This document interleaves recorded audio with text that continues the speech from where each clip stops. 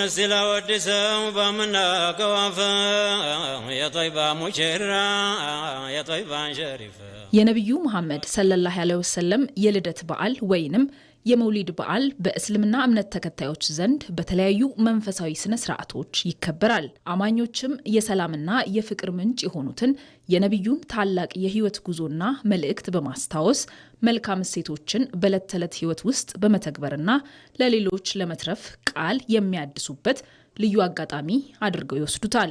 የነብዩ መሐመድ መወለድ ለዓለም ያበሰረው ዋናው መልእክት ሰላም፣ አብሮነት፣ ይቅርባይነትና መዋደድ ነበር። የመውሊድ በዓልም እነዚህን የፍቅርና የአንድነት መንፈሶች በማጠንከር ሰውነት እንዲጸና ማስቻል ነው።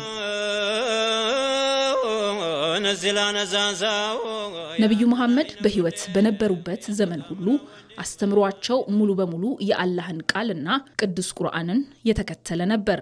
እያንዳንዱ ተግባራቸው፣ ንግግራቸውና ውሳኔያቸው የሰው ልጆችን መልካም ስነ ምግባር የሚያንጽ በመከባበርና በመዋደድ ላይ የተመሰረተ የህይወት መመሪያ ነበር።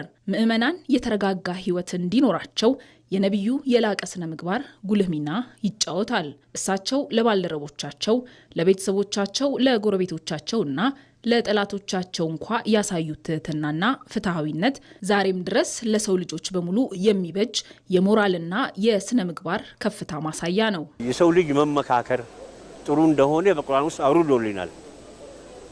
ተመካከሩ ነው የሚለው።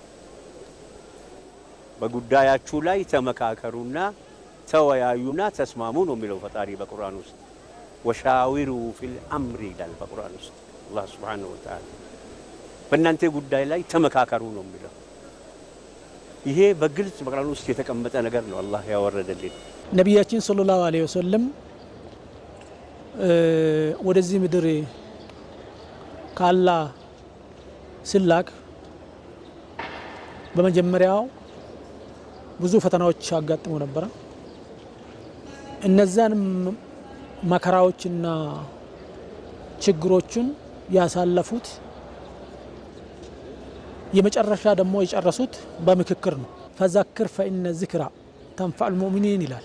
አስታውሳቸው የኔ ኡማ ማስታወስ ይፈይደዋል፣ ማመካከር ይፈይደዋል፣ ተመካክሮ ማግባባት ይፈጠራል ብለው ነው ለሙስሊም ብቻ አይደለም ያስተላለፉት፣ ለሰው ልጆች በሙሉ በዚህ ሁኔታ እንዲጠቀሙ ብሎ ነው መልእክት ያስተላለፉት። ነብዩ መሐመድ ሰለላሁ ዐለይሂ ወሰለም ተከታዮቻቸውን ሲመሩም ሆነ ማህበረሰቡን ሲያስተዳድሩ ፍትሃዊነታቸውና የጥበብ መንገዳቸው ከጎላባቸው እሴቶች መካከል አንዱ የምክክር ወይንም የሹራ ባህላቸው ነው። ማንኛውም ትልቅ ጉዳይ ከመወሰናቸው በፊት ከባልደረቦቻቸው ወይንም ሰሃባዎች ጋር ይመካከሩ ነበር። ይህ አሰራራቸው እንዲሁ የግል ፍላጎት ወይንም ልማድ ሳይሆን ፈጣሪያቸው አላህ በቅዱስ ቁርአኑ በጉዳዮች ሁሉ አማክራቸው ሲል ባዘዛቸው መለኮታዊ ትእዛዝ መሰረት የተፈጸመ ነበር።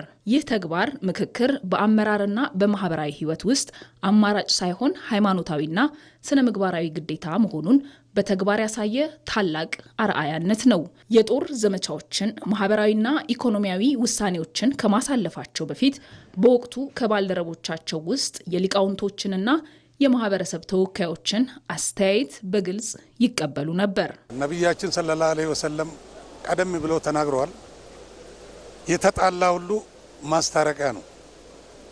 ይሄ ምክክር ኮሚሽንም ደግሞ እንደዛው አይነት የተጣላ ሐሳቦችን ማስታረቅ ነው። ባህላችንም ነው፣ ሃይማኖታችንም ደግሞ የሚፈቅደው ይሄንኑ ነው። የኛ ቁርአን ደግሞ ትክክለኛ ሰው ልጅ አብሮ እንዲኖሩና አብሮ እንዲበሉ፣ እንዲጠጡ፣ እንዲዋደዱ፣ እንዲፋቀሩ ነው የሚያዘው። ይሄንኑ ነው። እንዲጣሉ አያዝም። የተጣለው እንኳን እንዲታረቅ ነው። በቃ የኛ ሃይማኖት የሚፈቅደው ማለት ነው ቁርአኑ።